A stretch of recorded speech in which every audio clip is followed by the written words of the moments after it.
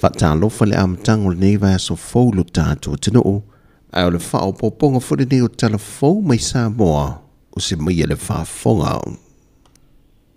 O le whale a ongo lea onga tūlanga lua le whio anga o maangiangi. Wa amata i ngā ruenga mua le whainga pa anga le Pasifika lua whelus whamalilima po le Pacific Partnership lua whelus whamalilima po whaapopo ina le PP lua whamalilima. E a wala mai i le ofiso a le mpasa le malo Amerika i Samoa. O le PP lua whamalilima, wa osa porka la me tali atue i mana onga i le wha le leia leo vaenga mo mia, mo le tausia o le tū mamao ta mai tia onga, wha te sefo i mga ruenga wha tino a whaia onga. O le porka lame o lo teita ia mai le li lutene ia Jeffrey Moore, mai le to lusa fulu insinia o lo lato ngā rurue whaatasi le whaafawina ma le whaalau tele, wha le leia o ala paipa, te wha le leia le tawalunga o whalea onga,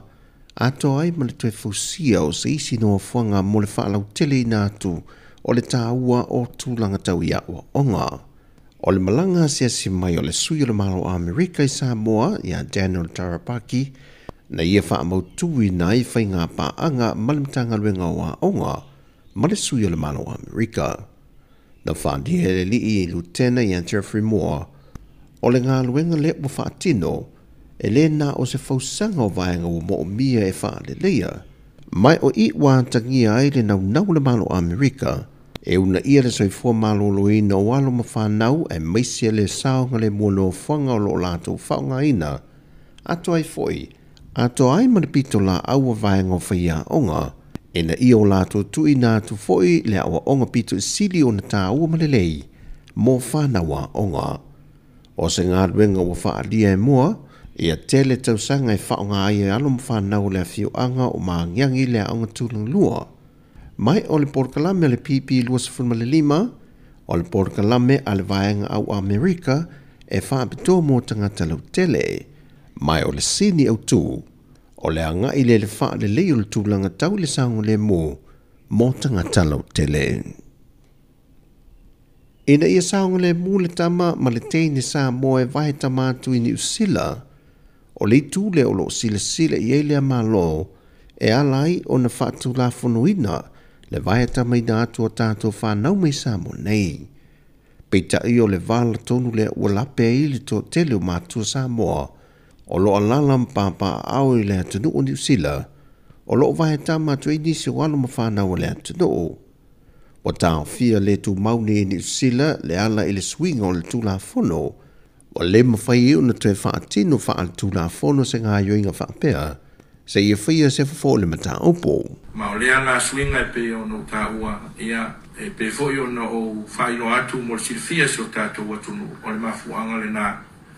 Wa nga ia le malo New Zealand ma whai swinga le tūla whono, ma o le nei swinga o se swinga le tū mau. A o lo tamu whai le malo New Zealand, ina ia wha mautu le la tūla whono, ia ta otoa i langa tonu le tūlanga,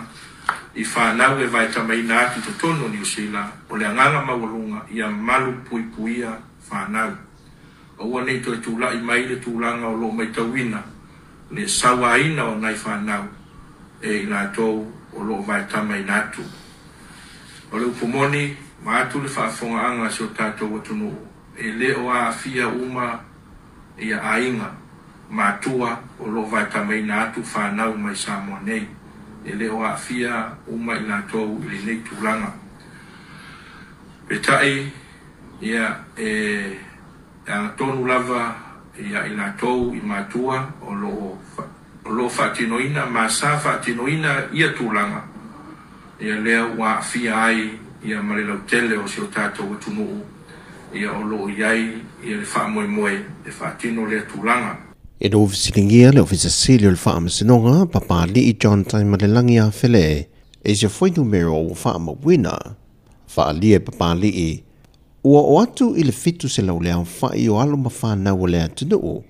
na vaita mātu mai sa mua anga i New Zealand. E valu se fulma leono a tunu na talia i New Zealand, e vaita mātu wha ale tūla whono ala tu walo ma whanau i te tono lea tunu. Peitai, e nā o le lua tunu o le Pasifika, o lo a fia i te tonu o le numero a tunu, o loo so longa le lei pele tau sio whanau na vai tamatu, ai mosa mo lava ia, wa a fia, o na o le telo sa wangai fia ia e ainga, no lato vai tamai natu, i alo ma whanau a Samoa. E tala i ta alonga, wa mai e tau mawhainga le au ne te polo ta maa i ta i lalo le lusa fumaltasi tau sanga le maa te tua, na tau vai le au ta maa i ta i le atu nuu. Ma wa tula i meile au a Samoa le tūlanga hiva, ma o le tūlanga maa walunga le wo o i eile au ne te polo ta maa i ta i lalo le lusa fumaltasi tau sanga le maa te tua. E fitu se fumaltasi ai na manu malo ai le au ta maa i ta i le lima se fumaltolo le au mai fiti, ma sao whangai loa Samoa i au pito i lunga e se fulu.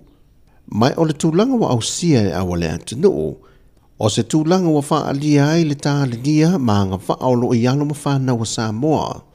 Pei tai mo le awa Samoa i le tūlanga tau le lakapi po le manu Samoa, e le imanuia lana tau mo whainga i lana ta alonga lana lua ma le awa Chile, ma wa malo loa i loa le manu Samoa, ma misi e loa na awa noa mua mua, e mawhai ona sao whanga tua de sua ngā siampini le langi. E toi tasi le ta amilusanga e te tau o ne tau vai le manu Samoa, ma o sona awa noa, iri po lau langi whaatau te eo sa tā lia. O tāla fawia, manuia le amatanga o le neiva yasu si o tātua tino, whaasoi fuia.